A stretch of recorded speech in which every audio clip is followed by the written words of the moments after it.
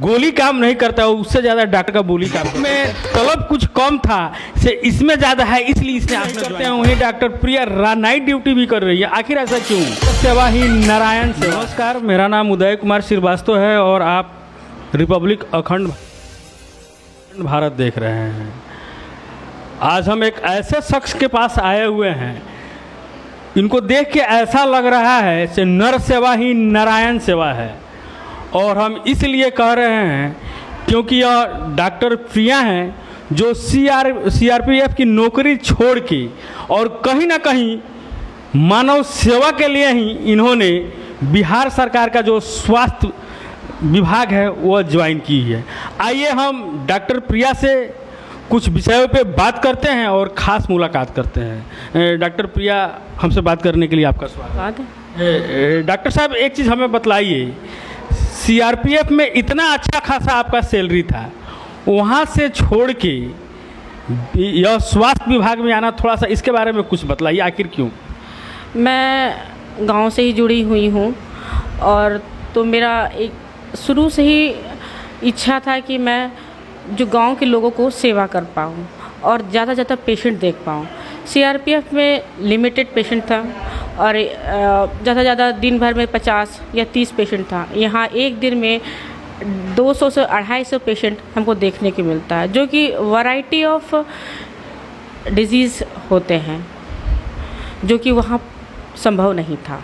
जैसे कि हमने अनुमंडलीय अस्पताल में दौरा भी किया हुआ था, चाहे रक्सौल का जो प्राथमिक स्वास्थ्य केंद्र है, वहाँ हम देख रहे हैं डॉक्टर जहाँ दिन में ड्यूटी नहीं करते हैं, वहीं डॉक्टर प्रिया नाइट ड्यूटी भी कर रही है। आखिर ऐसा क्यों? नाइट ड्यूटी हर एक डॉक्टर को करना चाहिए, क्योंकि ज़रूरत नाइट में ही होती है। जहाँ पेशेंट जो नज़दीकी हॉस्पिटल वहाँ दौड़ के जाता है, इस इच्छा से जाता है कि जो मेरी ज़रूरत है वो पूर्ण हो सके। और रक्सौल में ऐसे बहुत सारे नाइट में केसेस होते हैं जो दूर दराज नहीं जा पाते हैं और वो नज़दीकी स्वास्थ्य विभाग में जाते हैं। तो जो भी डॉक्टर है उसमें नाइट में अगर कोई इमरजेंसी केस आता है तो हमारा फ़र्ज़ है कि वो हम देखें। डॉक्टर प्रिया, हम जहाँ तक देखते हैं कि जैसे ही लोग सरकारी अस्पताल ज्वाइन करता है तुरंत एक अपना नर्सिंग होम खोल लेता है, प्राइवेट नर्सिंग होम। आप अभी तक क्यों नहीं खोली हैं, थोड़ा सा इसके बारे में बताइए। प्राइवेट नर्सिंग होम के लिए बहुत सारा समय चाहिए, जो कि मैं ओपीडी समय को छोड़ करके वहाँ बैठूँ। पर मैं ओपीडी समय है या जो मेरा हॉस्पिटल समय है, मैं पूर्ण रूप से समय अपने हॉस्पिटल को देना चाहती हूँ, जो हम जहाँ से हम जुड़े हुए हैं। और अगर मैं प्राइवेट प्रैक्टिस में चली जाऊँगी तो ये भावना रहेगा कमाने का, वो चीज़ नहीं चाहती हूँ। मैं चाहती हूँ कि मैं लोक सेवा कर सकूँ, ज़्यादा से ज़्यादा पेशेंट को देख सकूँ, जो गर्भवती महिलाएं हैं उनको जो उचित इलाज है वो मैं कर सकूँ। डॉक्टर प्रिया, एक चीज़ हमको थोड़ा सा क्लियर कर दीजिए, हम थोड़ा सा डाउटेशन में चल रहे हैं। सीआरपीएफ में तलब कुछ कम था से इसमें ज़्यादा है, इसलिए इसने आपने ज्वाइन कर लिया? ऐसा नहीं है, तो पैसा तो उसमें ज़्यादा था, इसमें नो डाउट, सब कोई जानते हैं। पर एक मेरी भी इच्छा थी कि मैं बिहार गवर्नमेंट ज्वाइन करूं। सीआरपीएफ में लिमिटेड, जैसे मैंने कहा कि लिमिटेड पेशेंट थे और लिमिटेड पेशेंट से जुड़ने का समय था, वो यहाँ नहीं है। हम ज़्यादा समय दे पाते हैं और साथ में मैं अपने बच्चों को भी यहाँ पर समय दे पाती हूँ। 2 कारण हो गया, अपना भी सुविधा है और अस्पताल को भी मैं सुविधा दे पा रही हूँ। एक बीमारी आई हुई थी डॉक्टर प्रिया, जिससे पूरा देश यानी कि पूरा विश्व परेशान था, उसे कोरोना का नाम दिया गया था। और जहां तक चीख चिल्लाहट आदमी रोते हुए नजर आते। डॉक्टर प्रिया की कोरोना काल में क्या उपलब्धि है, थोड़ा सा बताइए ना। मैं कोविड समय में सीआरपीएफ में थी और वहाँ मैंने पूर्ण समय दिया और ज़्यादा पेशेंट को मैंने ट्रीट किया और पीपी किट पहने हुए 6-6 घंटा मैंने काम किया लगातार, जो कि उस समय काफ़ी गर्मी थी। उस वक्त मैंने अपने परिवार को छोड़ करके, बच्चों को छोड़ के, मैंने कोविड में जितने पेशेंट थे, क्योंकि वहाँ से भी पेशेंट, वैरायटी ऑफ पेशेंट आते थे दूसरे स्टेट से, जो कि कोविड से ज़्यादा संक्रमण बिहार से ज़्यादा सीआरपीएफ में था। तो मैं उस समय सीआरपीएफ को नहीं छोड़ी, क्योंकि मैं जान रही थी वहाँ पर सीआरपीएफ में ज़रूरत हमें ज़्यादा है, क्योंकि वहाँ पर कोविड का समय था, वहाँ पर डॉक्टर की कमी थी। तो मैंने उस समय अपना पूर्ण समय से कोविड पेशेंट को मैंने दिया है। वहाँ पे आउटिंग कोविड के दौरान ना कि सीआरपीएफ के बल्कि बाहर के भी कुछ लोग आने लगे थे, तो उसमें भी मैंने उनका ट्रीटमेंट किया था। जहाँ तक हम देखते हैं और जहाँ तक जानते हैं, लोगों का कहना है से जितना गोली काम नहीं करता उससे ज़्यादा डॉक्टर का बोली काम करता है, यानी कि हम टेबलेट की बात कर रहे हैं। इसको डॉक्टर प्रिया कहाँ तक देख रही है, थोड़ा सा समझाइए। काहे कि अस्पताल में आदमी जाता है तो डॉक्टर साहब नहीं है, या इधर जाइए उधर जाइए, लोग इतना परेशान करते हैं सरकारी हॉस्पिटल में। इस पर डॉक्टर प्रिया क्या कर रही है? मैं गोली के साथ साथ बोली का भी इस्तेमाल करती हूँ।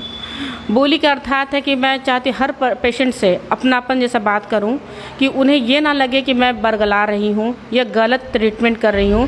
जो भी उनके समझ में जो आए, मुझे भोजपुरी बोलने नहीं आता था, परंतु मैं इस दौरान मैं भोजपुरी बोल रही हूँ क्योंकि उन्हें लगे कि मैं अपनापन जैसा बात कर रही हूँ। अगर मैं हिंदी बोलती हूँ तो लगेगा पेशेंट को कि मैं बाहर से आई हूँ, उनको कुछ नहीं पता है। मैं भोजपुरी फ्लुएंटली अभी मैं बोल पाती हूँ क्योंकि मैं पेशेंट को ज़्यादा बोली के द्वारा समझाती हूँ। रहा गोली के बाद, गोली जो भी हमारे सरकारी अस्पताल में उपलब्ध है उसको एक ही पेशेंट नहीं, सिर्फ कैल्शियम नहीं देखे, जो दवा उपलब्ध है अधिक से अधिक मैं एक पेशेंट को एक दवा नहीं लिखती हूँ, जो कि 4-5 जो दवा है जो पेशेंट को सूट कर सकता है और जो हमारे सरकारी अस्पताल में उपलब्ध है उसको मैं हर पेशेंट को देना चाहती हूँ, जिससे ज़्यादा ट्रीटमेंट उसका हो सके और उसका परिणाम अच्छा आए। डॉक्टर प्रिया मुख्य रूप से किस चीज़ की विशेषज्ञ है, थोड़ा सा बताइए। मैं तो एक मेडिकल ऑफिसर हूँ, मैं तो हर चीज़ का देखती हूँ, नॉर्मल फीवर से लेकर के गायनी केसेस भी देखती हूँ क्योंकि डिलीवरी लेडीज़ डॉक्टर हूँ तो कम से कम गायनी तो आना ही चाहिए। मैं हर तरह के विषय के बच्चों को भी देखती हूँ। आपको लंग्स की कोई बीमारी हुई, टीबी पेशेंट भी देख लेती हूँ। और आपको अभी चनकी का जो बीमारी चला है, अभी हाल में ही एक चनकी का पेशेंट आया था अपने हॉस्पिटल को, उसमें मैंने बच्चे को स्वस्थ करके भेजा है। रक्सौल जैसे शहर में खास करके सरकारी हॉस्पिटल से यहाँ के जितने भी जनता विश्वास उठ चुका है। अधिकांश लोग प्राइवेट हॉस्पिटल का ही सहारा ले रहे हैं। डॉक्टर प्रिया कैसे विश्वास दिलाएगी जिससे सरकारी अस्पताल में भी अच्छा इलाज होता है? आप आइए यहाँ। देखिए, विश्वास तो पेशेंट को खुद हो जाता है जब वो एक बार ट्रीटमेंट कराता है, इसमें किसी को विश्वास दिलाने की ज़रूरत नहीं है। आप देखिएगा जिस दिन मेरा मंगलवार और बुधवार के आए उसमें काफ़ी भीड़ रहता है और ज़्यादातर वही पेशेंट आता है जो मैंने देखा है, रिव्यू में आता है, तो मुझे पता चलता है कि पेशेंट मेरे पे विश्वास है, उनको देखने आ रहे हैं, मैंने दिखाने आ रहे हैं। तो इसमें विश्वास दिलाने की ज़रूरत नहीं है, खुद पेशेंट अपने विश्वास हो जाता है। और इसमें मैं क्या कहूँ, स्पष्ट इनका कहना है से डॉक्टर प्रिया का से नाम नहीं काम बोलता है, क्योंकि बड़े बड़े स्वर्ण अक्षरों में आपने देखा होगा से डॉक्टर साहब ऊपर से नीचे तक ले FRC, MBBS, फ्रांस, जर्मनी, इतना ना टाइटल लिखे रहते हैं, सब मरीज को पता ही नहीं होता है डॉक्टर साहब क्या कहाँ से पढ़ाई किए हैं, क्या की है। लेकिन डॉक्टर प्रिया एक ऐसे डॉक्टर रक्सौल में बन के आई हुई है जो भरोसा का दूसरा नाम हम कह सकते हैं। एक बात और बताइए डॉक्टर प्रिया जी, सरकारी हॉस्पिटल का लोगों का कहना है ऐसे दवाई कोई नहीं है, इस पे लेके क्या करते हैं? ये गलत बात है। अब बहुत लोग होते हैं, इच्छा बहुत ज़्यादा, एक्सपेक्टेशन बहुत करते हैं। अब कहेंगे कि मुझे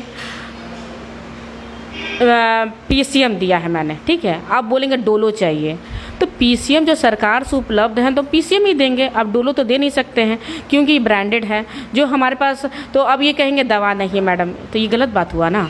जहाँ तक कैल्शियम अवेलेबल है, आयरन जो गर्भवती महिलाएं को जितनी भी ज़रूरत है या बच्चे को ज़रूरत है वो सब अवेलेबल है। इसमें कहेंगे कि दवा नहीं उपलब्ध है, ये गलत बात है।